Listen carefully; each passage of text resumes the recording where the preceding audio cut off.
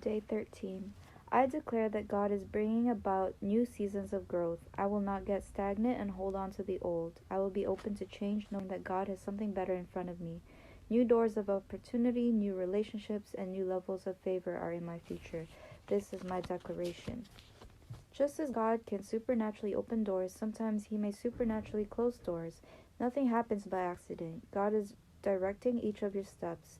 That means if a friend does you wrong, if you go through a setback, if you lose a loved one, you can either embrace that change and God will use it to take you higher, or you can resist it and you'll end up becoming stagnant and settling for mediocrity. Stay open for change. Don't approach change from a negative point of view. All change is not bad. It may be negative on the surface, but remember, God would not allow it if He didn't have a purpose for it. He will use it to stretch you and to hopefully push you into a new dimension. You may be in a perfectly fine situation for years, but all of a sudden you will see a stirring taking place. Don't approach change from a negative point of view. It's easy to become negative or bitter. God, why is this happening? I thought I had your favor. But a much better approach is to just stay open and know that God is still in control. If you will embrace that change, the winds that you thought would defeat you will actually push you to your divine destiny. January 13 Devotion. Try to view each day as an adventure, carefully planned out by your guide. Instead of starting into the day that is ahead of you, attempting to program it according to your will, be attentive to me and to all I have prepared for you. Thank me for this day of life, recognizing that it is a precious, unrepeatable gift. Trust that I am with you each moment, whether you sense my presence or not. A thankful, trusting attitude helps you to see events in your life from my perspective. A life lived close to me will never be dull or predictable. Expect each day to contain surprises. Resist your tendency to search for the easiest route through the day. Be willing to follow wherever I lead, no matter how steep or treacherous the path before you. The safest place to be is by my side. Reference Bible reference is Psalm 118, verse 24, and it says, "This is the day the Lord has made. We will rejoice and be glad in it." And the other one is 1 Peter 2, verses 21, and it says, "For to this you were called, because Christ also suffered for us, leaving us an example that you should follow his steps." Amen. Reading the Bible in a year, January 13. Morning reading is from Matthew chapter 9, verses 18 to 38. While he spoke these things to them, behold, a ruler came and worshipped him, saying, "My daughter has just died, but come and lay your hand on her, and she will live." So Jesus arose and followed him, and so did his disciples. And suddenly a woman who had a flow of blood for 12 years came from behind and touched the hem of his garment. For she said to herself, "If only I may touch his garment, I shall be made well." But Jesus turned around, and when he saw her, he said, "Be of good cheer, daughter, your faith has made you well." And the woman was made well from that hour.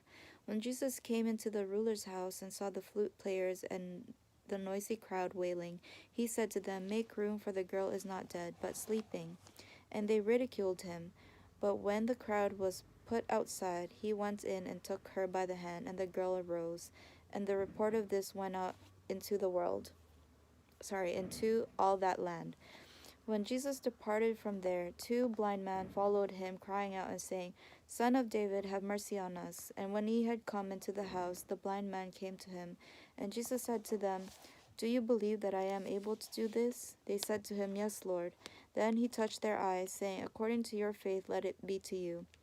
And their eyes were opened, and Jesus sternly warned them, saying, "See that no one knows it." But when they had departed, they spread the news about him in all that country. As they went out, behold, they brought to him a man, mute and demon-possessed. And when the demon was cast out, the mute spoke, and the multitudes marveled, saying, "It was never seen like this in Israel." But the Pharisees said, "He casts out demons by the ruler of the demons." Then Jesus went about all the cities and villages, teaching in their synagogues, preaching the gospel of the kingdom, and healing every sickness and every disease among the people. But when he saw the multitudes, he was moved with compassion for them, because they were weary and scattered like sheep having no shepherd. Then he said to his disciples, "The harvest truly is plentiful, but the laborers are few.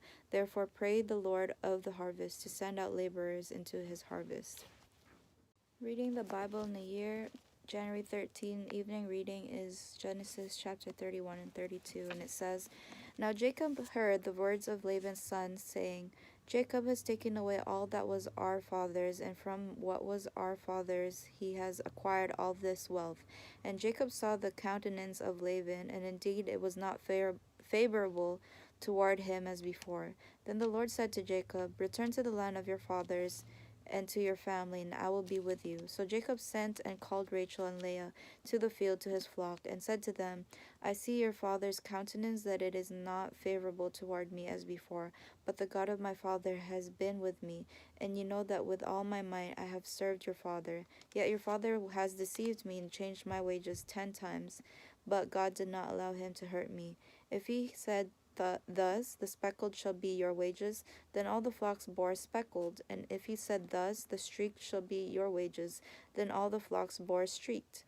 So God has taken away the livestock of your father and given them to me. And it happened at the time when the flocks conceived that I lifted my eyes and saw in a dream, and behold, the rams which leaped upon the flocks were streaked, speckled, and gray spotted. Then the angel of God spoke to me in a dream, saying, Jacob. And I said, Here I am. And he said, Lift your eyes now and see all the rams which leaped on the flocks are streaked, speckled, and gray spotted, for I have seen all that Laban is doing to you. I am the God of Bethel, where you anointed the pillar, and where you made a vow to me. Now arise, get out of this land, and return to the land of your family." Then Rachel and Leah answered and said to him, "Is there still any portion or inheritance for us in our father's house? Are we not considered strangers by him? For he has sold us, and also completely consumed our money. For all these riches which God has taken from our father are really ours and our children's. Now then, whatever God has said to you, do it." Then Jacob rose and set his sons and his wives on camels, and he carried away all his livestock and all his possessions which he had gained, his acquired livestock which he had gained in Padan Aram, to go to his father Isaac in the land of Canaan. Now Laban had gone to shear his sheep, and Rachel had stolen the household idols that were her father's. And Jacob stole away unknown to Laban the Syrian, in that he did not tell him that he intended to flee. So he fled with all that he had. He arose and crossed the river and headed toward the mountains of Gilead. And Laban was told on the third day that Jacob had fled. Then he took his brethren with him, and pursued him for 7 days' journey. And he overtook him in the mountains of Gilead. But God had come to Laban the Syrian in a dream by night, and said to him, Be careful that you speak to Jacob neither good nor bad. So Laban overtook Jacob. Now Jacob had pitched his tent in the mountains, and Laban with his brethren pitched in the mountains of Gilead. And Laban said to Jacob, What have you done that you have stolen away unknown to me, and carried away my daughters like captives, taken with the sword? Why did you flee away secretly and steal away from me, and not tell me? For I might have sent you away with joy and songs, with timbrel and harp, and you did not allow me to kiss my sons and my daughters. Now you have done foolishly in so doing. It is in my power to do you harm, but the God of your father spoke to me last night, saying, Be careful that you speak to Jacob neither good nor bad. And now you have surely gone, because you greatly long for your father's house. But why did you steal my gods? Then Jacob answered and said to Laban, Because I was afraid, for I said, Perhaps you would take your daughters from me by force. With whomever you find your gods, do not let him live. In the presence of our brethren, identify what I have of yours and take it with you. For Jacob did not know that Rachel had stolen them. And Laban went into Jacob's tent, into Leah's tent, and into the two maids' tents, but he did not find them. Then he went out of Leah's tent and entered Rachel's tent.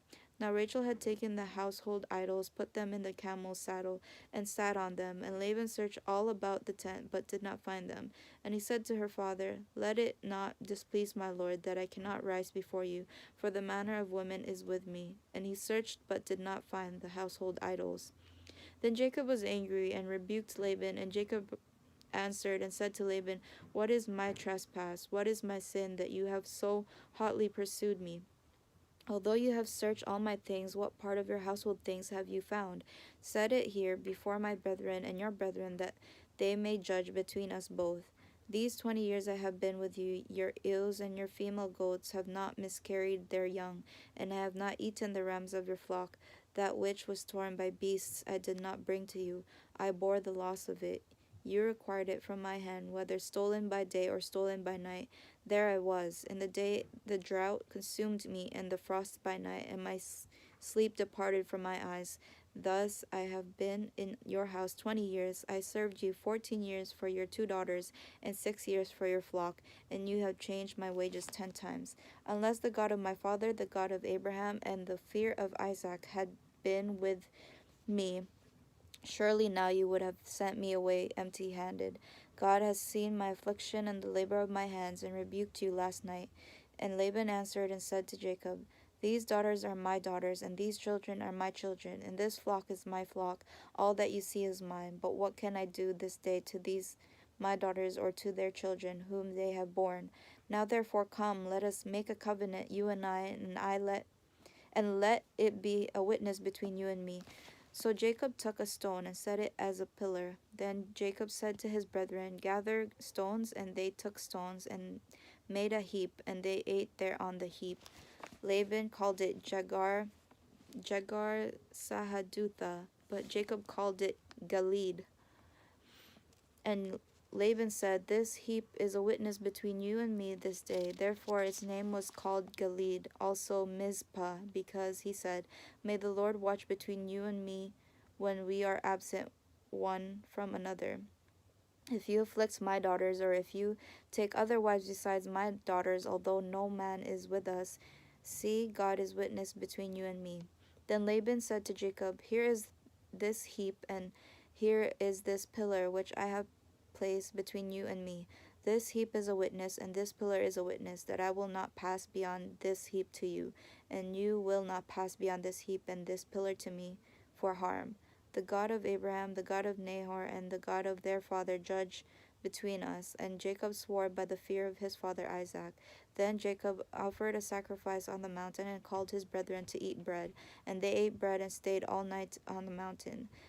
And early in the morning Laban arose and kissed his sons and daughters and blessed them. Then Laban departed and returned to his place. Chapter 32. So Jacob went on his way, and the angels of God met him. When Jacob saw them, he said, This is God's camp. And he called the name of that place Mahanaim. Then Jacob sent messengers before him to Esau his brother in the land of Seir, the country of Edom. And he commanded them, saying, Speak thus to my lord Esau. Thus your servant Jacob says, I have dwelt with Laban and stayed there until now. I have oxen, donkeys, flocks, and male and female servants, and I have sent to tell my lord that I may find favor in your sight. Then the messengers returned to Jacob, saying, We came to your brother Esau, and he also is coming to meet you, and 400 men are with him. So Jacob was greatly afraid and distressed, and he divided the people that were with him, and the flocks and the herds and camels, into 2 companies. And he said, If Esau comes to the one company and attacks it, then the other company which is left will escape.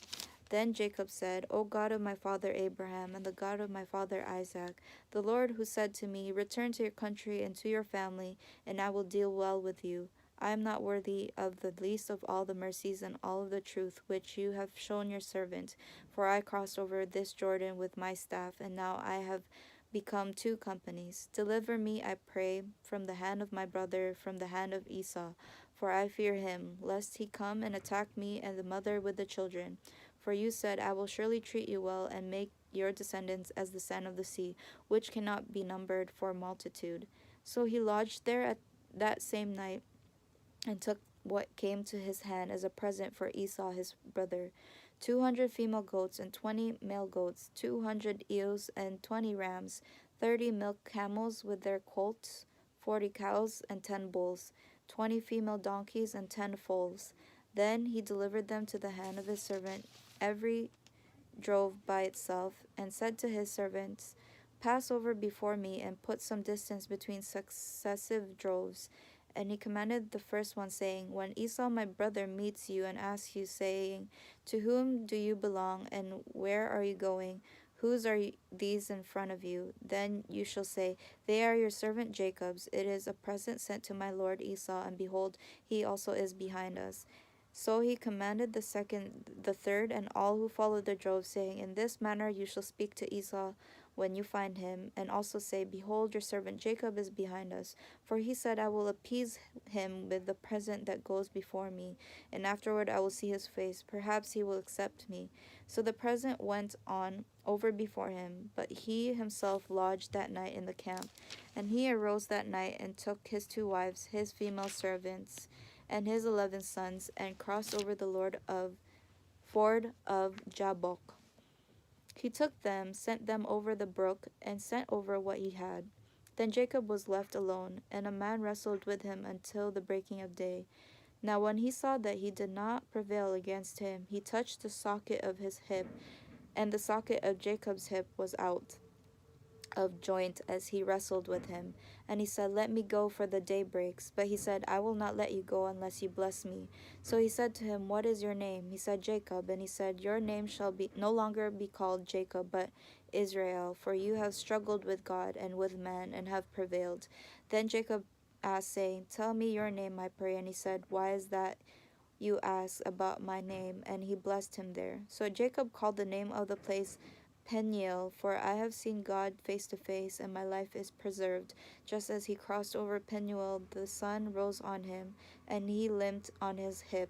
Therefore to this day the children of Israel do not eat the muscle that shrank, which is on the hip socket, because he touched the socket of Jacob's hip in the muscle that shrank.